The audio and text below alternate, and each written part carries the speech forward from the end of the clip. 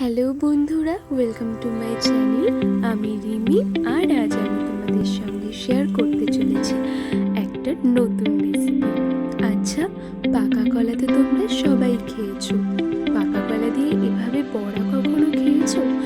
যদি তোমরা এটা না খেয়ে থাকো, আজকের পর কিন্তু একবার অবশ্যই ট্রাই করো। তো চলো দেখে নেওয়া যাক। তো রেসিপিটা বানানোর জন্য আমাদের কিন্তু দরকার পাকা কলা। তো তারপর কলাটাকে ভালো করে ছাড়িয়ে নিতে হবে। আর জানো তো, কলাটা যত নরম হবে বড়া কিন্তু ততই ভালো হবে। এখানে আমি যে কলাটা নিয়েছিলাম সেটা কিন্তু খুব একটা নরম নয়, তারপরেও আমি চেষ্টা করেছিলাম এটা দিয়ে সুন্দরভাবে বড়াটা তৈরি করার জন্য। তো বন্ধুরা, দেখতে থাকো।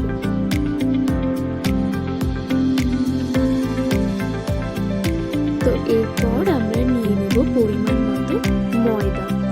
তো তোমরা যে পরিমাণ কলা নেবে তার থেকে একটু বেশি ময়দা নিতে হবে। আর দিয়ে দেব সুজি।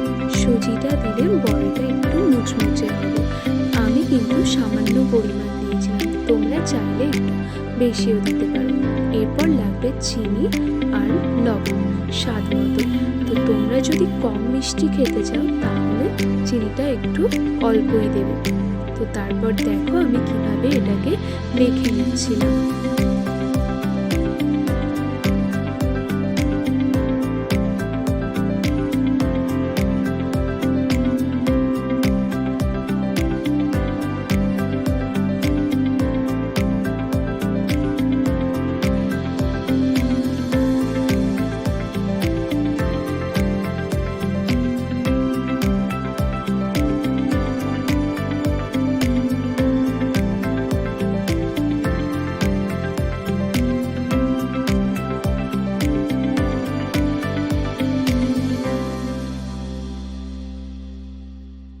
এই মাখাটা খুব বেশি নরম কিন্তু হবে না।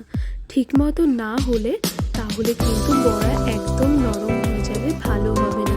তো দেখো, আমার মাঝখানে মনে হয়েছিল একটু বেশিই নরম হয়ে গেছে। তো এখানে আমি অ্যাড করে দিয়েছিলাম আরও কিছুটা পরিমাণ ময়দা। এরপর কড়াই গরম হয়ে গেলে দিয়ে দিতে হবে রিফাইন অয়েল। তোমরা যে তেল খাও সেই তেল দিলেই হবে। তো চলো দেখতে থাকো।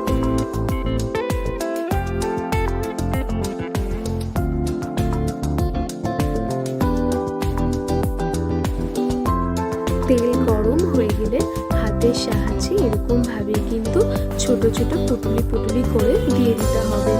আর তোমরা চাইলে সাইজটা আরও একটু বড় রাখতে পারো।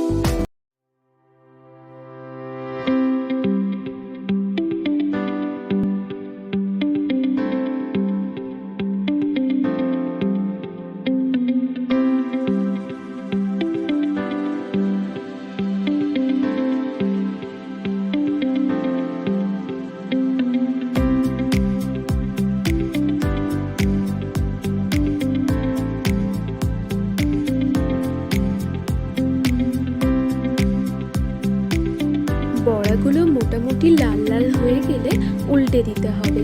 আর এভাবে উল্টে পাল্টে ভেজে নিলে কিন্তু রেডি হয়ে যাবে টেস্টি টেস্টি কলার বড়া। তো তোমরা যারা এখনো পর্যন্ত এটা খাওনি তারা কিন্তু অবশ্যই একবার ট্রাই করে দেখো। আর ভিডিওটা তোমাদের ভালো লাগলে একটা লাইক করে কমেন্ট করো, আর আমার চ্যানেলটাকে সাবস্ক্রাইব করে দিও। তো আজকের মতো টাটা, দেখা হবে নতুন কোনো ভিডিওতে।